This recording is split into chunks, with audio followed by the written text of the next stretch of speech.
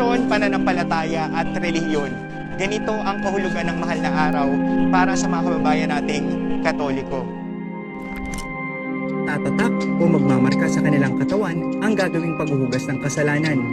Gamit ang bulyos at kadena, paulit-ulit nila itong hinahampas sa kanilang likod habang naglalakad.